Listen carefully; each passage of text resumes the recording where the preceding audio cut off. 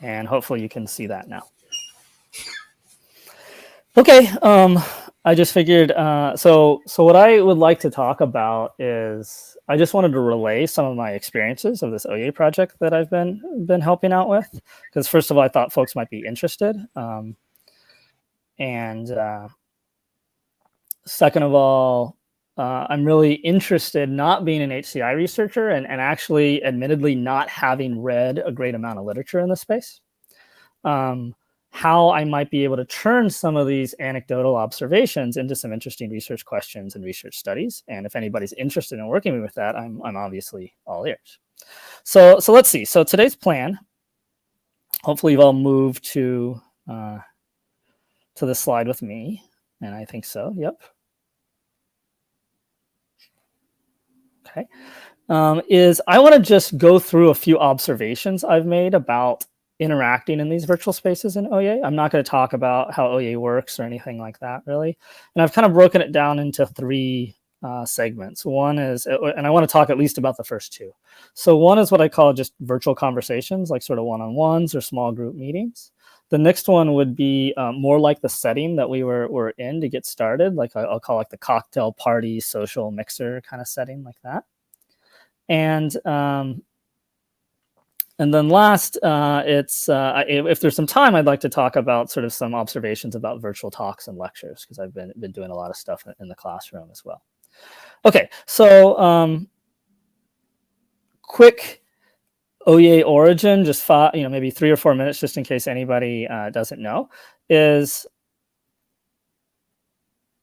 ohyay started in late spring 2020. It was not by me. It was a number of folks that, when the pandemic started, they started hacking up apps, like many folks did, to try and figure out what applications could they make to enable social interaction during the pandemic. And they thought about virtual offices. They actually made some of these games that I'm showing you here, like poker, blackjack, Jeopardy, trivia night, stuff like that. And what they found was it was just incredibly time consuming to make these. So ohyay arose from the thought process of, well, it would be more interesting to make a tool to help people make applications like this than it would be to try and think of what the next application should be. Okay. And since then, well, the goal was actually, and we'd like to try and make it as broadly as accessible as possible. So the original creators, when they first got started, were basically thinking about making ohyay spaces in the same way that people make Keynote or PowerPoint decks. So there's the concept of a room in a space where people can be. A space can be multiple rooms, and designing the room is like putting visual elements on a slide. And that's basically all of ohyay in a nutshell. The visual elements can now be participant videos and things like that. But that's basically ohyay. Since then, it has gotten a little bit richer in that we have behaviors that are scriptable behaviors to do things like buttons and interaction, stuff like that. And that's the one place where the cognitive load of being able to do a good job does take a major step up as soon as there are stateful behaviors. Okay.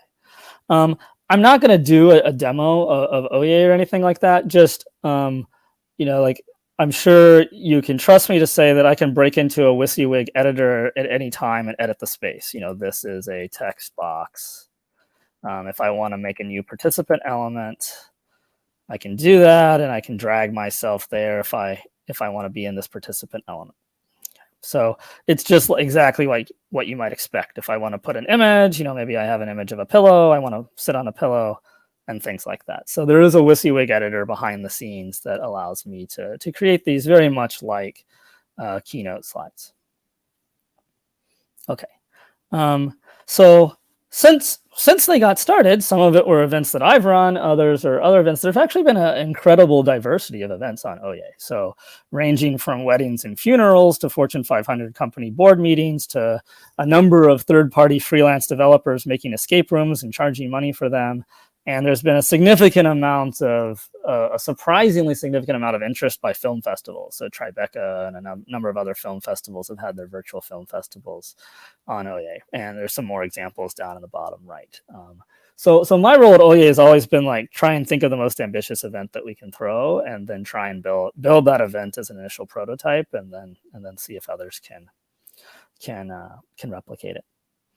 So let's talk about these three things that I said might be fun to think about a little bit. And so again, like making a single virtual conversation more appealing. The problem of how to have an engaging mixer or large number of people, like 10 or more people social event. And then the last one is, if we have time, is communicating to a group. So more of like one versus many, me giving a lecture or you giving a research talk or something like that. Okay. So should I keep going, or any questions? This is when I want to check in with anybody. This is a good time to ask any questions. That was just sort of the basic setup. And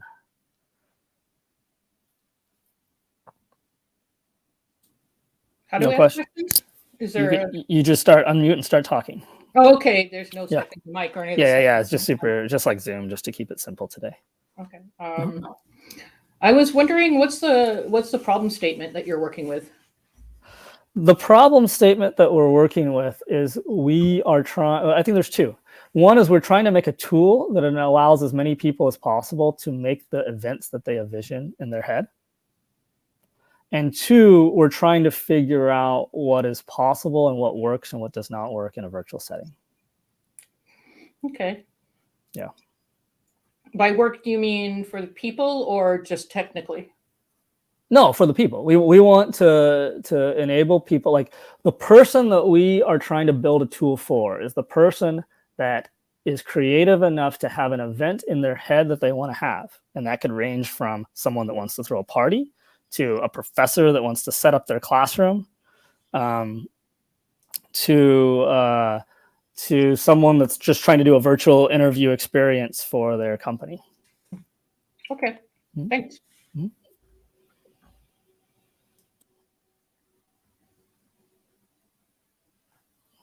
All right, so Jacob, I hope you're here. Manish? Okay, you saw the chat. Good.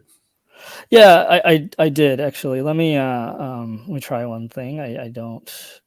How long is it cutting out, Jacob? I'm gonna have you all follow me again. Okay, so there actually has been some research at Stanford, and again, I'm not going to talk too much about a literature review here, but there have been some folks around the country and at Stanford that have tried to be a little bit scientific about Zoom fatigue, and this was a paper in 2021 by Bailenstein, who they went out and they basically articulated 4 reasons why people were feeling pretty bad about their Zoom calls. And I'm laying this slide out like a Zoom call on purpose. 1 was excessive amounts of close-up eye contact. 2 was seeing yourself in the video chats, especially seeing yourself very large. 3 I'll skip, and the 4 was like the cognitive load was much higher because you didn't get visual cues of the whole body and things like that. So that's what they attributed to some of the Zoom fatigue. The 3rd one to me is actually probably the one that's the hardest to address, which is the video chats reduce our usual mobility, or at least it's the hardest to address in software. And when I'm working in ohyay, I feel like I don't suffer as much from 1, 3, or 1, 2, and 4, but actually I do suffer still significantly for number 3. Okay, so there's a few things that we have anecdotally observed in making experiences that, again, anecdotally seem to make things dramatically better. And these seem consistent with what the research is saying. So the first one is giving a sense of shared place for all the people in the call, or in the ohyay room in this case. And there's 2 aspects of shared place. Well, I guess there's one that's so obvious that I'm not even going to mention, which is sort of the background images and stuff like that. That's helpful, but that's kind of a cute thing. What's more important, in my opinion, and feel free to turn your camera on for a second so you can experience this a little bit, is putting everybody in the same color temperature. So this is a scene that I use for a lot of my one-on-ones, when the one-on-ones are after about 10 p.m. at night. And so people are fairly small. There's audio ambiance, there is a visual cue that's interesting. You know, everybody always likes staring at a fire. So I'm actually not looking or making eye contact with any of you right now. My eyes are almost off to the interesting salient visual feature in the room, which in this case is the fireplace. And so we've had meetings here where people sit for hours talking about either technical topics or social topics. So that's one example. Here's another one, which is our graphics bar that we've used in a number of places. And this one, like in the fireplace, it was pretty obvious I was doing something with your lighting. This one's a little bit less obvious. Let me turn off all of the color filtering and just show you what your video feed being sent to everybody else actually looks like. So this is what you see in Zoom. And then this is just literally just mucking with RGB sliders ever so slightly to warm it up to meet the background. So again, no filters at all, restore filters. And again, I'm giving you the same kinds of stuff. I'm giving you some interesting visual background that people often kind of look like at, and I'm giving you something to do with your hands. So all of that, like I see recommendations, turn off your camera and so on. And I find this to actually work a lot better because you give people things to do with their hands or their eyes so they're not staring at each other. But then their cameras remain on. So when you do want to make that quick glance or eye contact or see a facial expression, there's no technology stopping me from just glancing to the person on the screen. Right? So I find, I'm seeing a few people nod right now, but that was only because I was looking for a reaction. Most of the other time, I'm actually kind of seeing what the heck, various folks are doing with their beer bottles right now or something like that. And then again, I'm putting us all in some audioscape that's shared. Just as one more example, in this one, we threw the fog on top of people and gave it a little bit of a forest sound just to make it a slightly more appealing situation. Okay, let me go through one more principle, and then maybe we can stop and talk for a second. So I already alluded to this, and that was occupying the hands and eyes. So in this research, folks talk a lot about people are staring at each other on these Zoom calls, and I've found that anything you can do to give people something to do to avert their eyes is generally very, very helpful. So, for example, we already talked about the beer bottle example here in this scene. Here are a few more elaborate examples. So, this is that same scene after a conference event, and I went back into the ohyay workspace about 3 or 4 hours after the conference had ended. And I noticed that there were still 4 people sitting in this bar scene still talking. And they had built up this apparently a beer sculpture while they were going. And so what I find is that in these rooms where there's stuff to do with your hands, people sit there longer and people make stuff. And that helps the conversation. Here's another example from a social at the architecture firm that's building the new Gates building. But I just gave them a few things to do, and you see the room just gets really messy over time.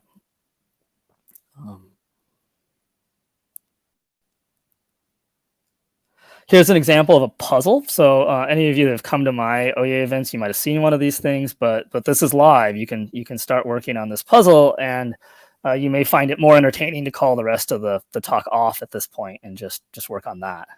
But again, like when we had our SIGGRAPH social, one of the rooms was a puzzle room, and most people spent all of their time here or in the couple of rooms where there was something to do. They were chit-chatting the entire time, but there was some shared context now. Now it was not just shared visuals and shared audio, but a secondary shared activity to fill in the white space of the Zoom call if the conversation died. So those are some examples of stuff that we've observed. By the way, like someone was asking me about like sort of the top-down, more abstract view of things. And a lot of the ohyay scenes, I don't try and recreate a 3D or photoreal environment. We just do something top-down like this. One more example. So I'm about to pull everybody out. So I apologize for taking you away from your puzzle. But you may find this more interesting, which is elevator word magnets. So feel free to start going to town on that. These are all just examples of things that actually help me think when I'm actually thinking during an event. Okay, so I'm going to move everybody again one more time.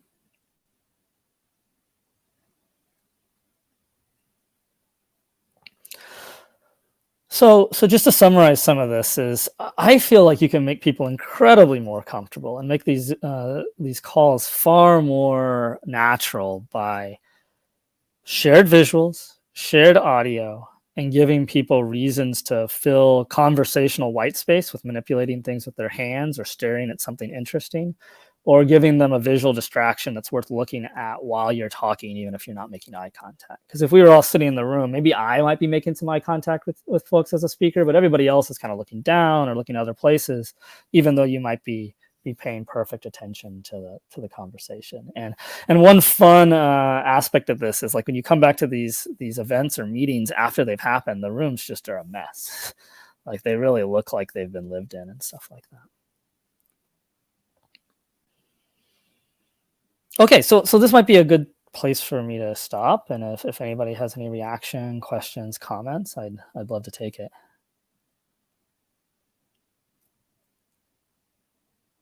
All good? Sorry, I have one thing. Yeah. Hey, Jordan. This is really cool. The thing I thought about with like the shared, I guess, visuals is I thought about like when people play video games online and they're like, playing this game together. I guess, like, people seem very engaged for long periods of time when they're like looking at the screen and they're playing together. They're not even like, looking at each other. But that's really something that I think kind of falls in line with. Yeah, exactly. There was a cool New York Times article, I believe, a couple months ago about basically people would be hanging out virtually, and playing NBA 2K was basically the pretense to hang out. And sometimes they never even got the game started. It was just like the entire 2 hours they were starting on like the team select screen and stuff like that. So just having something shared really helps the conversation feel a lot more natural. And a shared activity is even more useful than sort of passive ambience and things like that. But at the very least, you need a little bit of shared visuals and audio. And I agree 100%. Like, it's basically like playing a little mini video game. Okay, so I think personally that. Oh, go ahead. Ask a question, Kim? Yeah, hey Manish. Uh-huh. Yeah. So I think these observations are interesting. And this is a question for you, but really for everyone here, which is, why do these things help, or how do they help, right? Like, especially with the ambience question and the distraction questions, like what's the underlying hypothesis? Well, I think that work published elsewhere at Stanford actually offers a few hypotheses, right? And right. there are four problems. I think that I don't agree with their solutions necessarily, but their problem identification is relatively consistent with what I've observed. Right. And so, they offer solutions in the context of what the Zoom control panel allows you to do. Mm-hmm. And I think that, like, what we could say is that, yeah, it's absolutely tough to be staring at someone else all the time, or staring at multiple people, or know that multiple people are staring at you. Right. They propose that you should turn off your camera or make audio only moments. And that makes total sense if that's all you have. I find that if you can keep those cameras on, but not stare at each other, you get the benefits of not staring at each other, but the immediate sink back into eye contact without everybody having to turn a camera on, or that hitch in the discussion. Right. And I find that very helpful. Right. And are you interested in testing these hypotheses? Yeah, for sure. I just don't know any way to test, or I'm not educated on how to test. So that was sort of, I crafted this talk rather than try and propose an experiment, more so propose a bunch of observations that then you and other folks would say, here, I have an idea of how to test this. Because one of the conclusions I'd like people to take away of having a completely configurable, programmable platform to do this stuff is, like, I can run any AV experiment in the world, that you can think of in the video conferencing space almost, because we have complete end-to-end control of the system, all the way from video resolution. We probably can even introduce lag if we wanted to, and things like that. Okay, so maybe go on to phase 2 just real quick, so at least we get through 2 of them, and then does that sound okay? All right, cool. Sorry, I had a quick question. Yeah, Parsi, go ahead. If you're getting into this later, maybe we can talk later, but I was wondering about the slide you had on Bailenstein's work on cognitive load.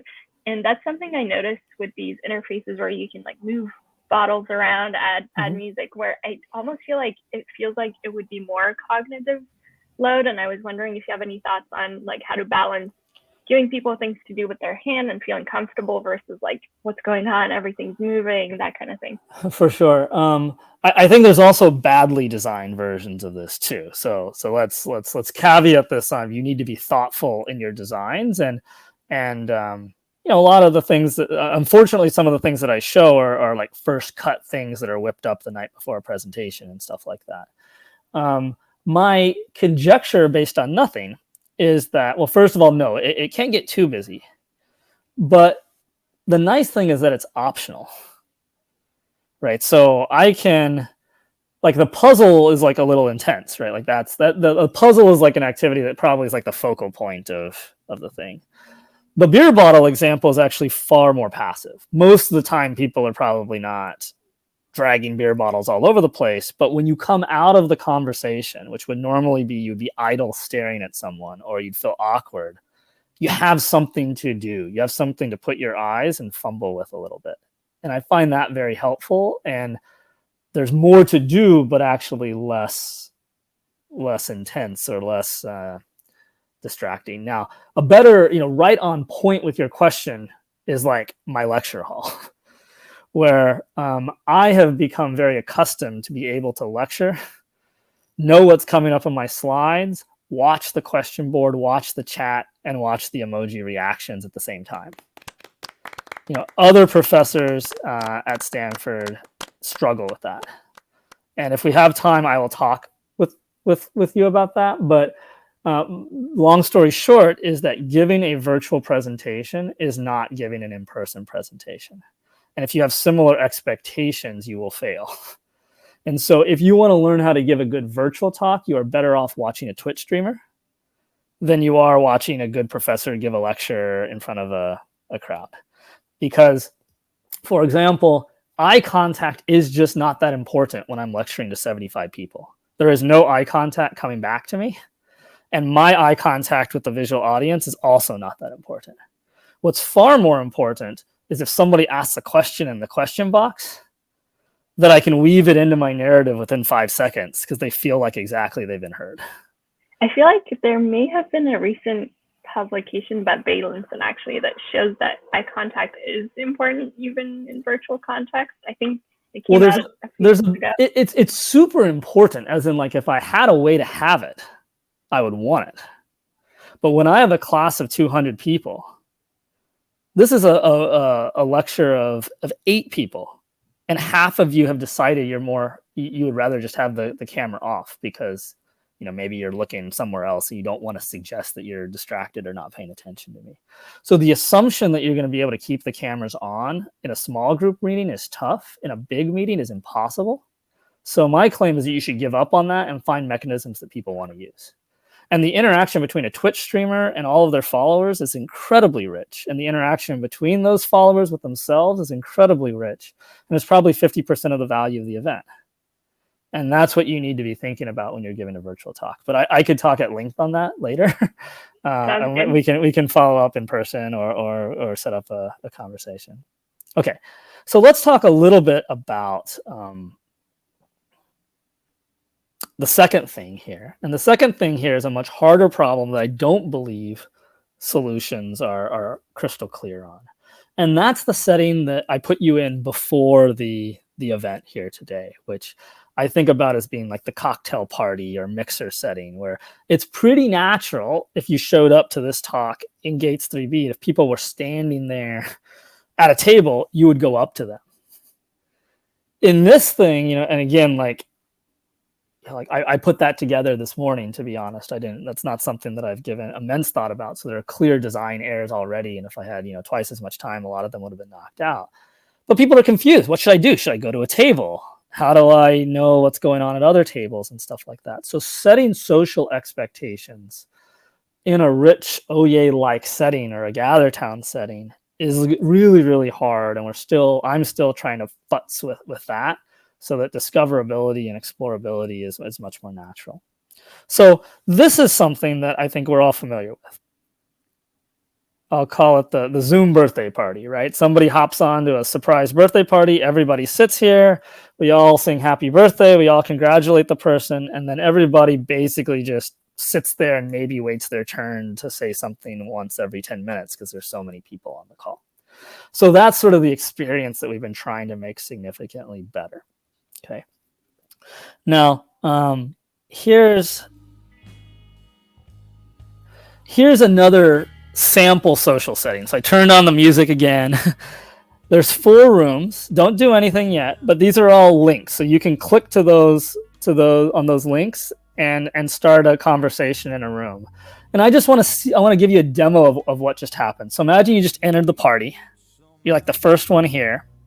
These are 4 rooms and they're all going to support separate conversations. So let's take like maybe a 5-minute break or a 3-minute break and feel free to have conversations with each other in the various rooms.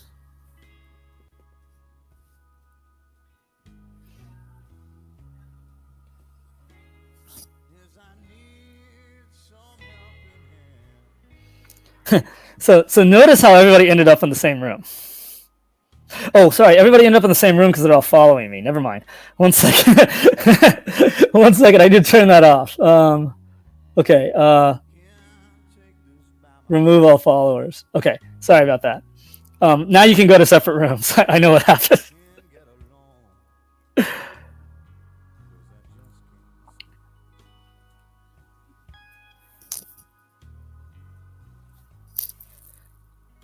So folks randomized themselves pretty well. Christina ended up by herself. And at this point you might be a little bored, right? Because you're like, we're not really talking about anything. And you're like, I'd rather be talking to, like, I don't know, Jordan over there in that other room, right? But you'd kind of like to know what's going on there before you just kind of bail on me. So we can go check it out. Let's go click on room 4 real quick. I don't think so. Oh, but now. But it seems like there's some type of crowding effect. Yeah. Yeah, and so now we decided we were kind of bored, so we came over to join you. Oh, okay. We were just discussing what your intentions were, so now we have the source to ask. Yeah, well, no, I don't have a lot of intentions. I noticed that Christina and Manish went to each other. What will typically happen is if this went on for 10 minutes, everybody would end up in the same room. Mm-hmm. Almost certainly. And then there's a big problem of how to get people to go to rooms. It's like the first person at a party problem. It's like you're not going to go sit in a sub room by yourself for a while until other people show up or something like that. So that's why we have this, this sidecom thing now, which is like if I want to talk to Jordan, I'll say, let's say we're talking and Sharon, you and Peristu, sorry if I'm mispronouncing anybody's name, are you just kind of like look like this conversation is like whatever. It's about something that we don't care about because Kayvon's just rattling. You can mouse over Sharon at any point and invite her to a side conversation. You're not going to leave the room.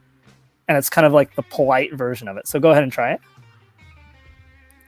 What, I should talk to Sharon? Yeah, just mouse over and just say, like, Kayvon is just rattling on and not letting me get a word in or something like that. And I'm just going to start talking to Sharon without having to isolate yourselves from... Yeah, so I'm clicking on Peristu's speech bubbles, but I don't know if anything's happening. Oh, I might have turned it off. Sorry, like I said, like this stuff is... these are all my bugs.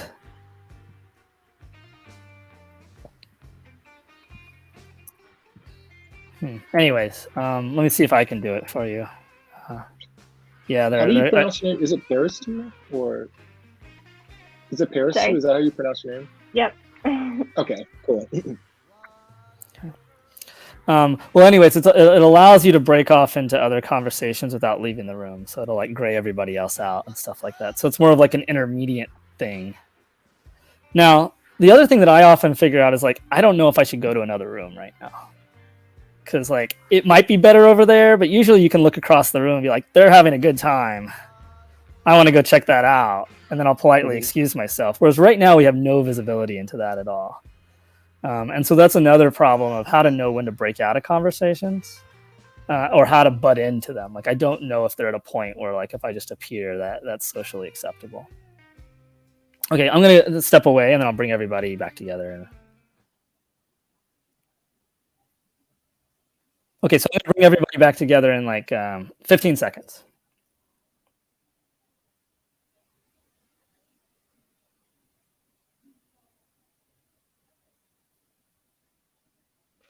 Oh, okay, too late. Cool. Everybody's here. I'm so bad.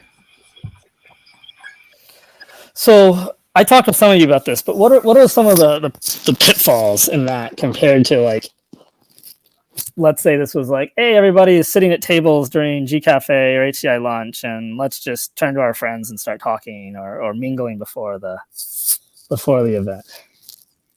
Any observations? I have some of my own. One that I mentioned. Oh, you go, Carol, please. Okay.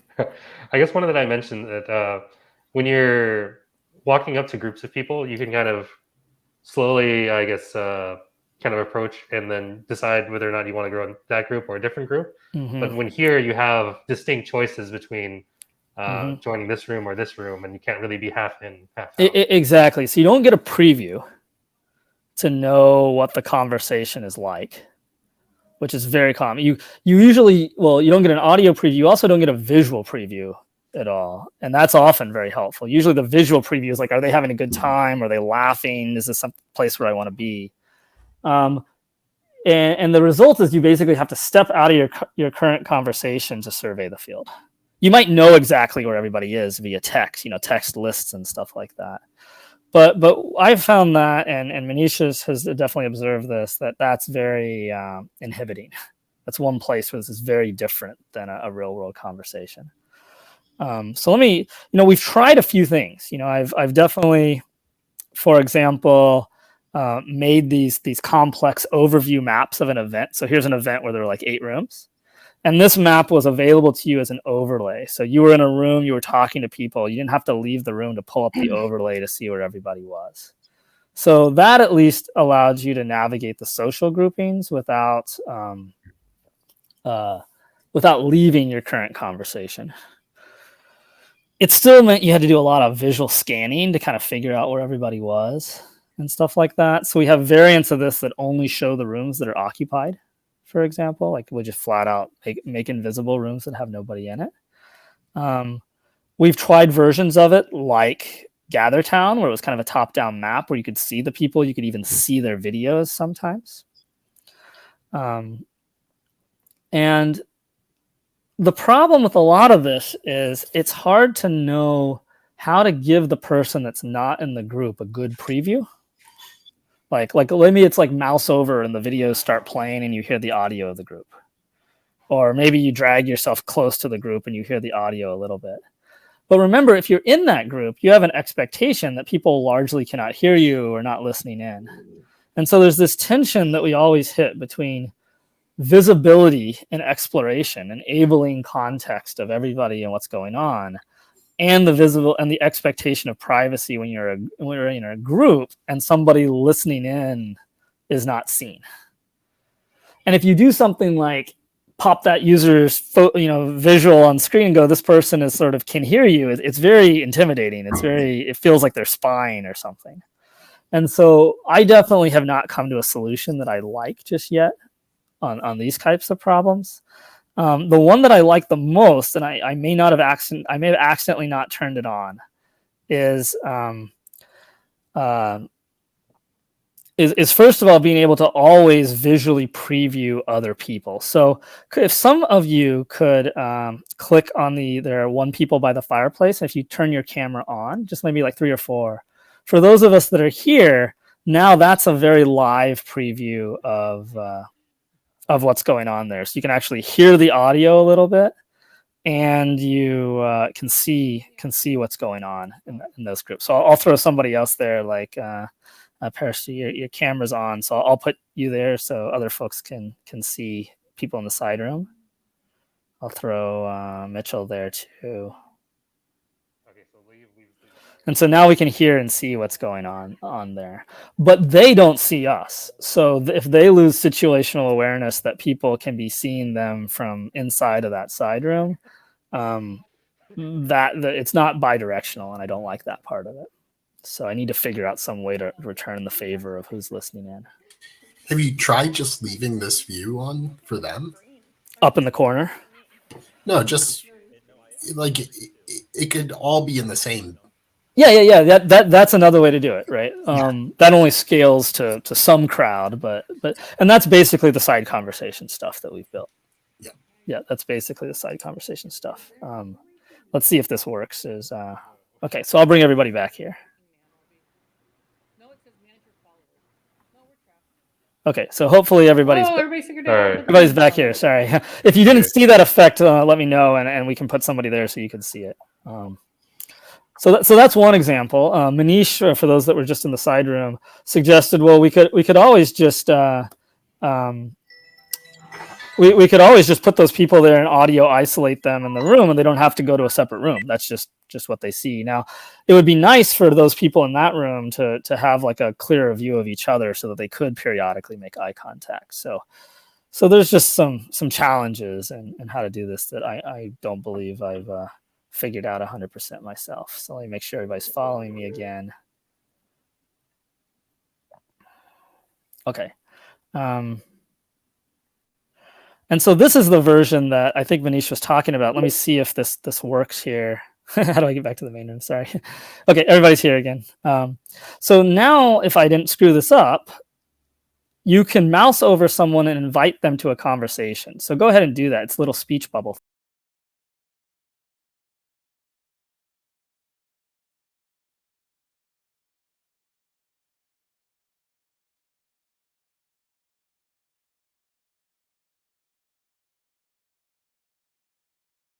Hello. Oh. I'm not quite sure how this works. How do I go back? Oh yeah. Wait, Jackie? Are the two of us still in a side conversation? I don't think so. Probably. You're not. We could hear you right now. Because I could hear Mitchell, but he's got the I guess the color just suggests he's in the side color. Yeah, but I hope you all kind of get the sense of this if I hadn't screwed this up 100%. So I'm going to go ahead and kill off all these side conversations real quick, so we can all come back. Okay, actually, so I just killed it off for everybody, and we're all back in the main room. So this is there no way to stop it yourself? Yeah. There's always a button that's like leave conversation right underneath yourself. Yeah, but I just killed them all off so we could be here. So that's actually my best take, like minus the bugs, and obviously you could change the visuals and indicate here or there a little differently, but then everybody's still in the same room and everybody can come and go. The side conversation is kind of like turning to someone you want to talk to and seeing what's going on. And I think there are some refinements of that will work. There's some technical issues because that means everybody's on screen still, and there's some limit to the number of video feeds that I can get on screen at once. So that'll scale probably to groups of about 30 or 40. And I think that's my best take at this so far. Okay, so that's the summary of the social thing. Like, this thing is hard, and I think we're getting closer to nailing it, but we haven't. And the key essence is, how do you know when to push yourself into a conversation? How do you identify the conversations you want to join and push yourself in a socially acceptable way? And then equally harder, actually harder, is how to break a big conversation naturally into pieces. So if you're in a big conversation, you're like, I haven't said anything for 5 minutes, but Manish is standing over there and I haven't seen Manish since last SIGGRAPH. I want to start talking to him. How can me and Manish and I have a conversation without feeling like we've just left the party to another room or something like that? And that's what we've been trying to work on. Okay, so maybe I'll stop there and leave things open for discussion. I had just a little bit of material on virtual lectures, but I think we kind of already covered that. I have some pretty strong opinions about how people are doing their virtual lectures, and once the crowd gets above 50 people, I think you probably want to do it very differently than what most of us do. So it's 12:50. I'll stop there, and Matthew or Mitchell or whoever's running the show, I forgot. Feel free to MC how you wish. I think everybody to a room that's a little bit more social, so we can talk actually. So maybe we go here, and if you want to say anything, feel free to join me in a seat. Oh no, my yeah, I should probably turn on my audio reactions. Yeah. Anyways. Yeah, so in summary, actually, I'd be very interested in working with folks if folks wanted to try and get a little more quantitative about measuring some of these things, if folks wanted to test some scientific hypotheses in a little bit more rigorous way than what we've done, other than just watch people at events. I think I did have one slide that had some comments on it. Yeah, it was this one. Which is there's just a whole bunch of different avenues to take stuff like this.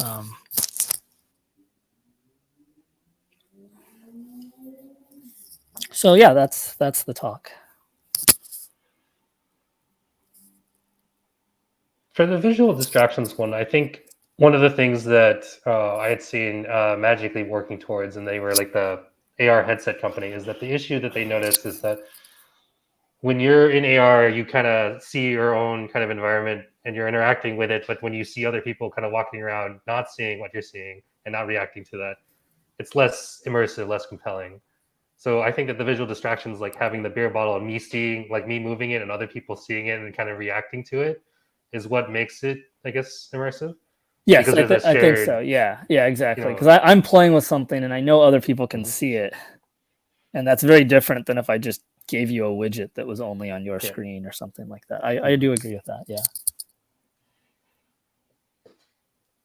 I had a comment about the whisper feature. It's called whisper, right? That one. Now used to be at some point. Now it's called side conversations because it's not private. It's really turning towards someone and using it. And we can go back to the room if you want to. No, it's okay. I was just wondering, I feel like when I'm in a lecture or in a conversation, like a bigger conversation, if I turn to the side and make a comment to my friend, if I'm good at whispering, no one's gonna like hear it or realize that I'm outside of that conversation. Whereas I feel like it's actually a little rude if I was like having a conversation with a group and then I see that a few people are like leaving but actually not leaving. I would much rather have those two people go to a different room than like be in my room and hidden. It's it's a great hypothesis. Anecdotally, nobody ever wants to leave the room because the minute you leave the room, you're out of the party. And that's the real challenge. And so socially, it definitely is awkward. And I've run a couple of events with this now. And basically what I have to do is I have to tell people it exists and I have to demonstrate it. And I have to basically socially say that's the way you have small group conversations to make it not awkward, to make it not seem rude. So like once everybody knows that's how you have a side conversation without leaving the room, the rudeness dissipates. Whereas if you didn't know about the feature and someone just went off and was all blurred out, you would be a little bit, what the hell? Like we were talking, why did those people leave? And so there's definitely a lot of, I know there's opportunity out there from just the visuals and the UX design to help with expectations and make it seem less rude. That's a hard problem, right? Like it's amazing how like the bounce and the rubber band on these touch interfaces, people adopted that so quickly because it was just so intuitive. And I don't know what the analogy is for taking yourself out of a social conversation. Like that's the thing I keep trying to pursue here. So just to jump in on that point, I think I think one of the hardest things about the side conversations is initiating them in a way that is kind of seamless. Yeah, and in a friendly way, right? Like right now it right, says like so and so is inviting you to a side conversation, whereas like right. And if you it was might just be personalized, it might something be. else, right? Yeah. Like I think the way this may happen, and this is a hypothesis, but when we're face to face, there's a kind of moment of shared eye contact, and Mhm. you know, we're communicating without speaking that I want to have a side conversation with you, and then people can Mhm. you know, use their body language essentially to start that going. I think you're right, and in ohyay, that body language is the emoji reacts, and so I think you're right. I think that the right solution would be a pre-canned emoji or something that is sort of the sent just to that person. Like the emojis actually can be private, and that will be significantly better than what we have. It will also be significantly better about chat. I see the conversation, the side channel chat's super useful, but your eyes are often up at a party. And like if this is like a social event, a party, I find that people don't bother with the chat very much. Actually, it's surprising, and that the chat is pushed off to the side. And if you want to get someone's attention, like if you put it right in front of their face, that's how you do the eye contact. And so I think it is textual, but I think it's an emoji, maybe even with an appropriate sound, you know, an audio visual cue that, and maybe we give you a palette of like 3 or 4 that are like, gotta go, nice to see you. Right? Like that's a common reason why you interrupt people at a conference event, which is you actually just want to tell them you're leaving, but you wanted to say hi before you leave. I think those types of things are, the solution is out there, and I think it's low tech and not very hard, but we haven't quite found it just yet. And then there's the big question of to what extent, as people come out of the pandemic, is the social party aspect of this going to be the main use case of ohyay? But that's still, I mean, I think the fact that we may not be doing most of our socials virtually anymore is not a good reason to not try and solve the problem. I think it's a good problem to try and solve. I wonder, why do you think that it's important to know who is in a side conversation with each other? Is that to like get other people to join that side conversation? Oh, I did, like if you want to put on an event, like if you want to have an HCI social or something like that, like these are hard to explain. You just have to experience it. So I'd be happy to take one of my fancier spaces and feel free to fill it up with 50 people from the field or something like that, and just have a virtual party and just see what your observations are. The biggest thing is, in a social event, you want to feel like you're at the social epicenter of everything, unless you really are trying to step to a corner and want privacy. And most of the time you want to feel like you're in the room with everybody else, but you're talking to someone.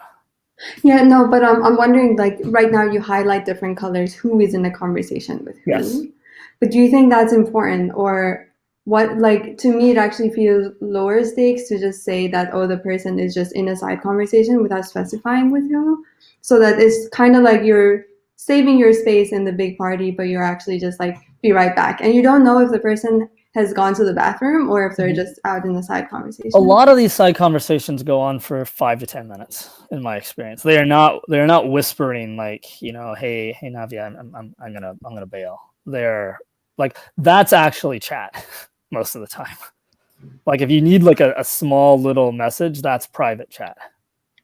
Whereas these side conversations are like, look, all of us are hanging out around a dinner table. And at a dinner table, there can be 2 to 3 conversations that, you know, usually 3 max, before the table really, you know, and those can go on for 2, 3 minutes, 5 minutes, even longer. And that's what the use case is trying to support. Is you don't want to feel like you've left the dinner table to be able to talk to your friend next to you.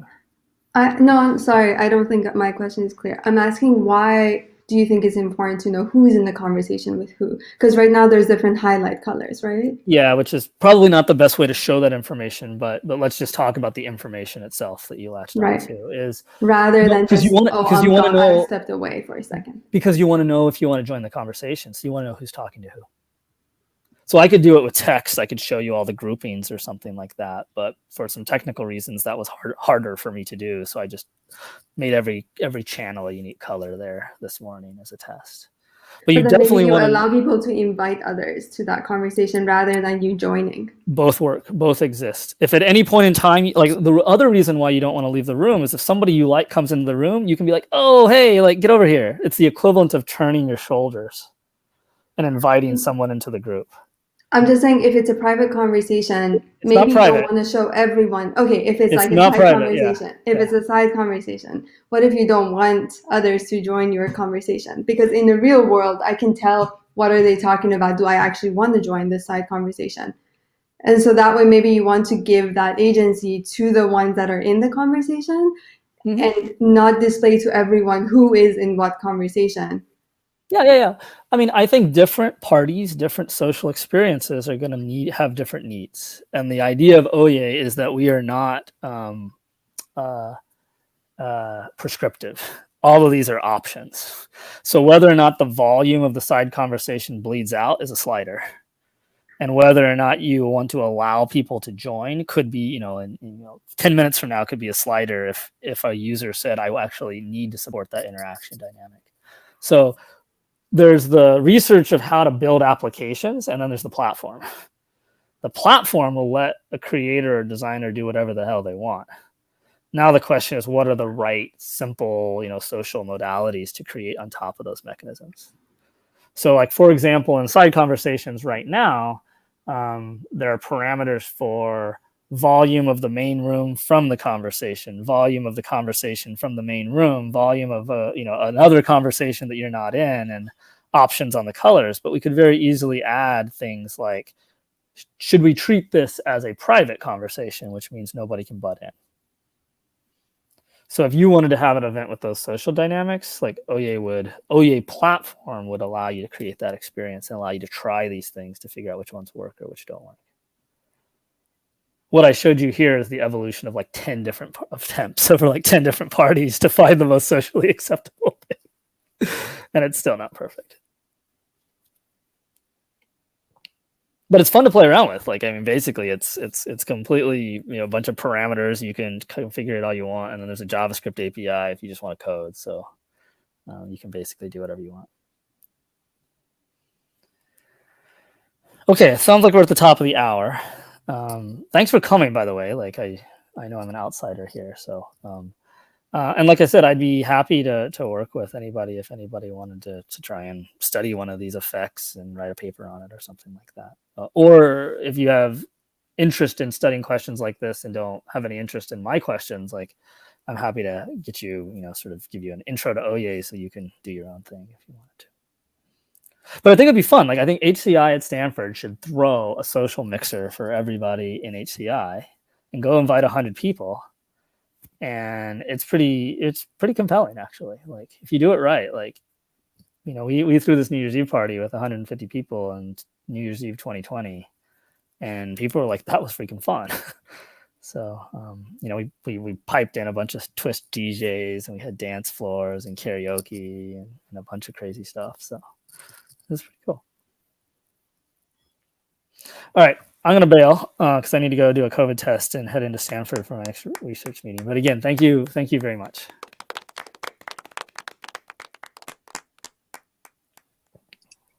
Yeah, thank you. Thanks, Kayvon, for the talk.